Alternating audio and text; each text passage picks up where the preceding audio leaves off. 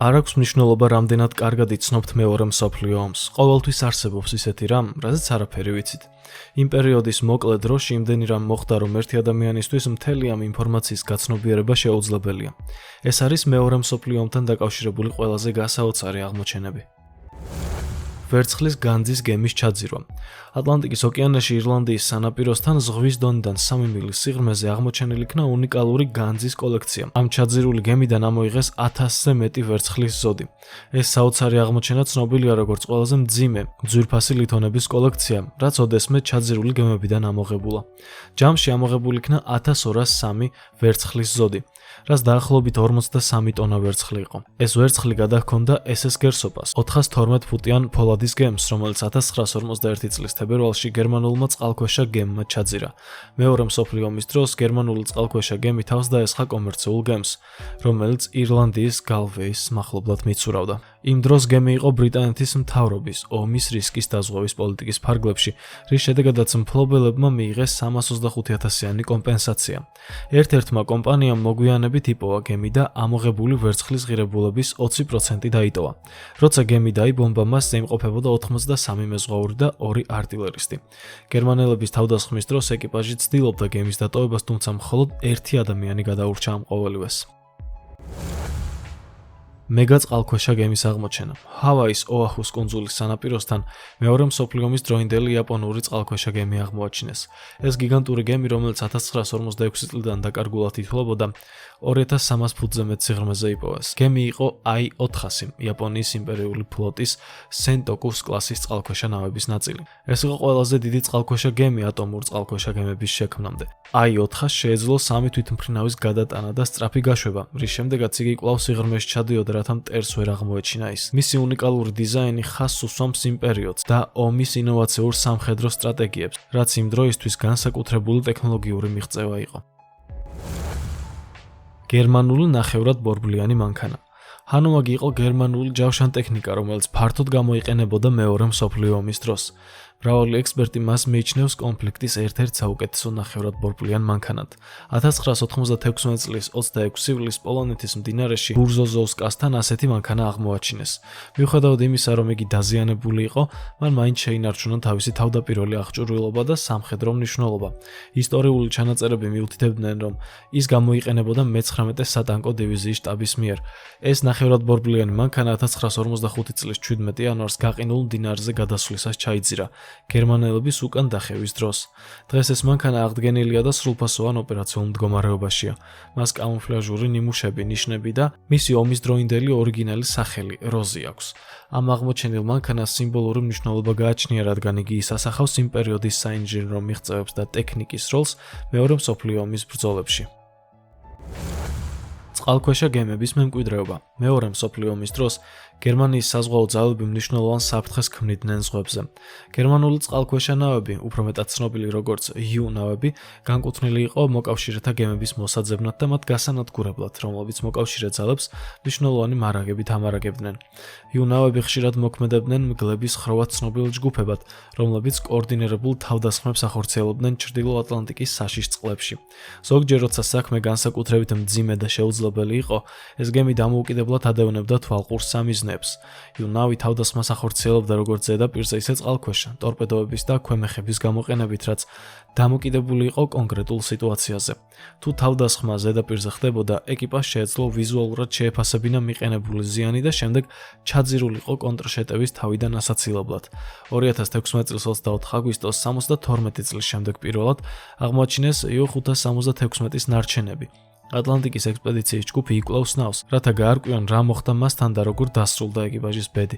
მათ კითხვები აქვთ იმის შესახებ, ეკიპაჟი დაიხრჩო თუ მოახერხა გაქცევა ჩაძირვის დროს. მკვდარი ზღვის გრაგნილები. 1947 წელს აღმოჩენილი მკვდარი ზღვის გრაგნილები დღემდე იწვევს მკვლევარებისა და საზოგადოების ინტერესს. ეს გრაგნილები მოიცავს ათასობით ნაწერს, რომლებიც ბუნებრივი ან ადამიანის მიერ გამოწვეული დაზიანებების გამო ნაწილობრივ არის შემონახული. გრაგნილების უმეტესობა მცირე ტექსტურ ნაწილაკებს წარმოადგენს, თუმცა ზოგი თითქმის სრულფასოვნად შემონახული მანუსკრიპტია. ქუმრანის გამოქვაბულში აღმოჩენილია 991 განსხვავებული მანუსკრიპტი, რომლებიც მოიცავს სხვადასხვა რელიგიურ და კულტურულ თემებს. ტრადიციულად მიიჩნეოდა, რომ ეს ტექსტები იუდეური ასკეტური სექტის მიერ იყო შექმნილი. თუმცა ბოლო კვლევებმა გააჩინა ალტერნატიული ჰიპოთეზები, რომელთა მიხედვითაც გრაგნილები შესაძლოა იერუსალიმის ქურუმებმა ან სხვა უცნობმა იუდეურმა ჯგუფებმა დაწერეს. ეს ტექსტები ფასდაუდებელ ინფორმაციას გვაწვდიან უძველესი იუდეური საზოგადოებისა და მათი რელიგიური ტრადიციების შესახებ. პანტერის ტანკის აღმოჩენა გერმანიაში. 2015 წელს გერმანიის ჰაიშენდორფში 84 წლის მამაკაცის სარდაფში აღმოაჩინეს მეორე მსოფლიო ომის პანტერის ტანკი, საზენიტო ქვემეხი და ტორპედო. ამ იარაღების ამოსაღებად 20 ჯარისკაცს 9 საათი დასჭირდა. ტანკი სარდაფიდან ამოიღეს სპეციალური ტრანსპორტით და გადაიტანეს უსაფრთხო ადგილას. ამჟამად მიმდინარეობს დისკუსიები იმის შესახებ, თუ როგორ უნდა მოიქცნენ ამ სამხედრო ნივთებთან მიმართებით. ამერიკული მუზეუმი უკვე გამოხატავს პანტერის ტანკის შესყიდვის სურვილს. ამ ტანკს ისტორიკოსები მიიჩნევენ ომის ერთ-ერთ ყველაზე ეფექტურ მანქანად.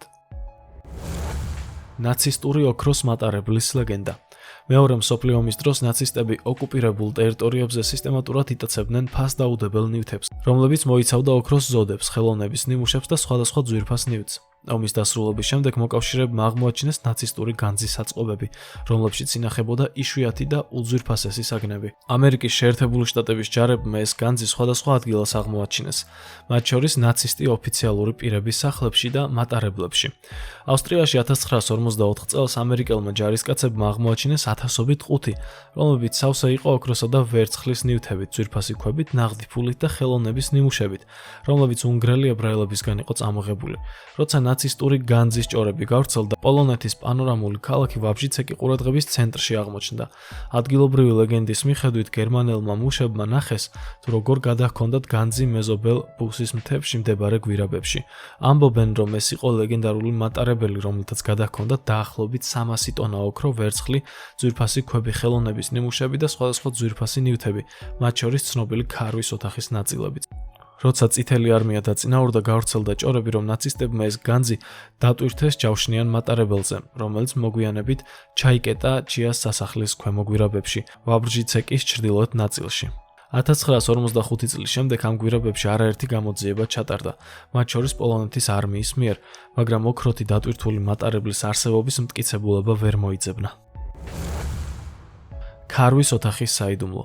მრავალი ამერიკელი ქარვას ასოცირებს 1993 წლის ფილმ იურული პარკის დინოზავრის დნმ-თან, მაგრამ ევროპელებს ქარვა საუკუნეების განმავლობაში ხიბლავდა. ეს მღელვარება დიდწილად უკავშირდება უნიკალურ ქარვის ოთახს, რომელიც რამდენიმე ტონა ქარვისგან იყო აგებული და ძვირფასი ქვებით იყო მორთული. ოთახი 1716 წელს პეტრედიც პრუსიასთან მშვიდობის აღსანიშნავად საჩუქრად გადაეცა, მაგრამ ამ ისტორიას ტრაგიკული დასასრული ჰქონდა. მეორე მსოფლიო ომის დროს ნაცისტებმა ქარვის ოთახი გაძარცვეს და მისი ქარვის პანელები, რომლებიც ფრთხილად იყო შეფუთული ყუთებში, ომის ბოლო თვეებში გაუჩინარდა. 2003 წელს მისი რეპლიკა დასრულდა, მაგრამ ორიგინალი ქარვის ოთახი, რომელსაც ხშირად მსოფლიოს მერვე საოცრებად მოიხსენიებდნენ, ათწლეულების განმავლობაში დაკარგულია. 1941 წლის 22 ივნისს ადოლფ ჰიტლერმა დაიწყო ბარბაროსას ოპერაცია, რომელმაც 3 მილიონი გერმანელი ჯარისკაცი საბჭოთა კავშირში შეიყვანა.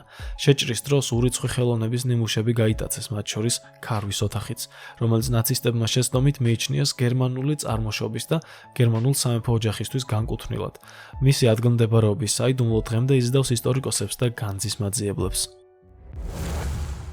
ალდერნის ბერების მონასტერი. ალდერნის ბერების მონასტერი ითვლება ერთ-ერთ ყველაზე კარგად შემონახულ რომაულ ციხედ ბრიტანეთის კუნძულებზე. ეს მნიშვნელოვანი ადგილი გერმანელმა ჯარისკაცებმა მე-20 საუკუნის ომის დროს სამხედრო ბაზად გადააკეთეს. ბოლო გათხრებისას დადგინდა, რომ ციხესიმაგრე 10 ფუტის სისქის კედლებში იყო აგებული. ალდერნის ისტორია ნეოლითის პერიოდამდე მიდის. კუნძულზე ნაპოვნი სამარხი 4000 წლის წინანდელია. რომაული კოშკი, რომელიც მონასტერში მდებარეობს, კუნძულის უძველეს სამხედრო ნაგებობას წარმოადგენს. მეორე მსოფლიო ომის დროს გერმანელებმა ალდერნი გადააქციეს სტრატეგიულ წერტილად. 1942 წლისთვის დაახლოებით 6000 ადამიანი მუშაობდა კუნძულზე, რადგან ჰიტლერი ცდილობდა კუნძულების გამაგრებას და მათგან შეუვალი ციხესიმაგრის შექმნას. ტრედი საკვამურში. ბრიტანელი მზვერავი მტრედი, რომელიც ოკუპირებული ტერიტორიიდან 100 მილის გავლით სამშობლოში დაბრუნდა, სასიკვდილო გზას შეეჩეხა. ტრედი დაღლილი დაეშვა სარიში და იქვე მდებარე საკვამურზე დაჯდა, მაგრამ ბუხრის კვამლისგან მოწამვლის შემდეგ მოკვდა. მტვერში მტრედის ნეშთან ერთად მფლობელმა აღმოაჩინა წითელი კაფსულა, რომელშიც შედიოდა ხელნაწერი, კოდირებული შეტყობინება. ეს შეტყობინება გადაეცა ბლეჩლის პარკის კოდის მომხსნელებს, რომლებმაც მნიშვნელოვანი წვლილი შეიტანეს ენიგმას კოდის გატეხვაში და ომის მალე დასრულებაში. ექსპერტები მიიჩნევენ, რომ წითელი კაფსულა, რომელიც აღმოჩენილი იქნა, დამახასიათებელია სპეციალური ოპერაციების საწარმოების მიერ გამოყენებული ტექნიკისთვის. ეს ორგანიზაცია ახორციელებდა საბოტაჟის მისიას, როგორც არ რკინიგზების, ხიდებისა და ქარხნების განადგურება გერმანელების მიერ ოკუპირებულ ტერიტორიებზე. ნაცისტური თვითმფრინავი ამაზონის ჯუნგლებში. ნაცისტური სამხედრო ტექნიკის ნარჩენები ხშირად ჩნდება მიტოვებულ ომის ზონებში, თუმცა, როგორც წესი, ისინი სავალალო მდგომარეობაშია, მაგრამ ამაზონის ტროპიკულ ტყეებში აღმოჩენილი ეს ნაცისტური თვითმფრინავი შთამბეჭდავად კარგ ფორმაშია და გვიჩვენებს, როგორი იქნებოდა ეს ტექნიკა ომის პიკზე. ეს არის საოცარი აღმოჩენა მეორე მსოფლიო ომის თემატიკის მოყვარულთათვის. დუგლას CBD-5 ბომბდამშენის აღდგენა. დუგლას CBD-5 მეორე მსოფლიო ომის საბრძოლო ბომბდამშენია და ამჟამად აღდგენის პროცესშია პენსაკოლას საზღვაო ავიაციის ეროვნულ მუზეუმში.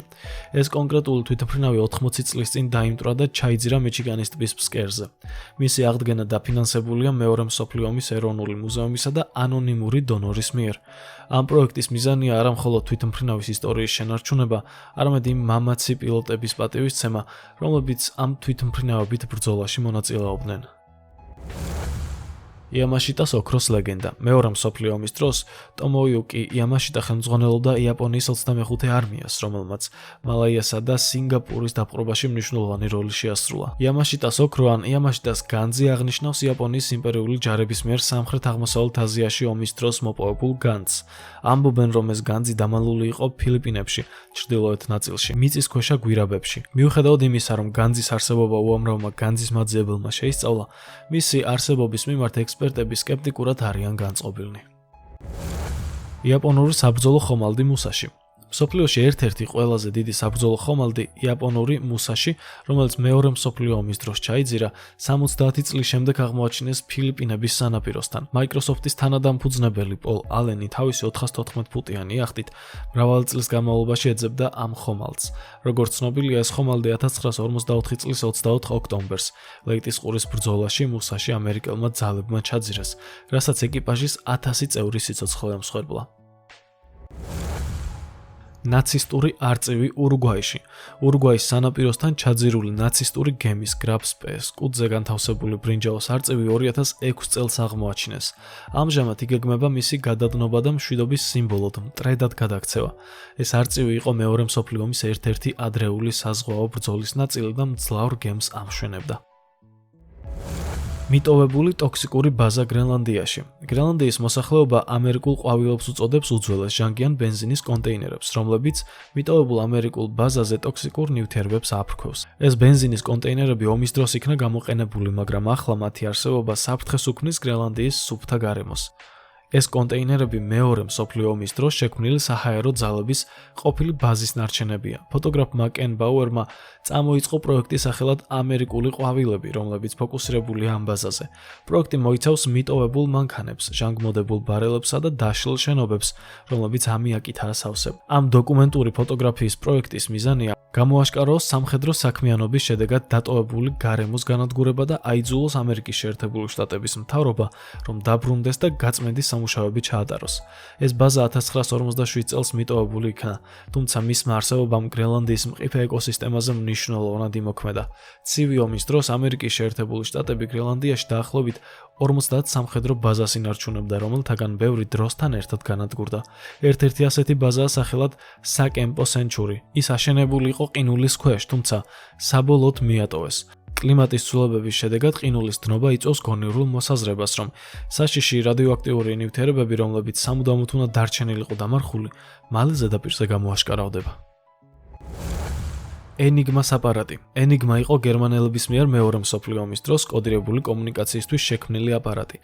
ეს მოწყობილობა შეტყობინებებს მილიარდობით სხვადასხვა კონფიგურაციით შიფრავდა, რაც გერმანულ კოდების გატეხვას უკიდურესად ართულებდა. ხანგრძლივი პერიოდის განმავლობაში ეს კოდები პრაქტიკულად გაუშიფრავი ჩანდა. თუმცა ალან ტიურინგმა და სხვა კრიპტოგრაფებმა ენიგმას კოდის რამდენიმე სისუსტე აღმოაჩინეს და გერმანული კოდების წიგნების გამოყენებით შექმნეს ბომბის აპარატი, რომელსაც ენიგმას ყველაზე რთული ვერსიების გატეხვა შეეძლო. შესაძლო. ისტორიკოსები მიიჩნევენ, რომ ენიგმას კოდის გატეხვა მოკავშირეთა ერთ-ერთი ყველაზე მნიშვნელოვანი გამარჯვება იყო მეორე მსოფლიო ომში. შედეგად მოპოვებულმა დაზვერვამ მრავალ თავდასხმას შეუშალა ხელი. დაკარგული ბომბდამშენი თვითმფრინავის აღმოჩენა. მეორე მსოფლიო ომის დროს შავი ზღვის თავზე მისიის დროს გაუჩინარებული საბჭოთა ბომბდამშენი თვითმფრინავის ნამსხვრევები 75 წლის შემდეგ აღმოაჩინეს. ეს იყო PE-2 ტიპის თვითმფრინავი, რომელიც სამხრეთ რუსეთიდან აფრინდა გერმანიის დასაბომბად, თუმცა უგზო-უკვლოდ დაიკარგა. 2019 წელს მკვლევარებმა მისი ნარჩენები აღმოაჩინეს შავი ზღვის ფსკერზე. რუსეთის საზღვაო ძალების კვლევითი ხომალდი ეპრონი ამ თვითმფრინავის ნარჩენების ამოსაღებად გაემართა ჯგუფთან ერთად.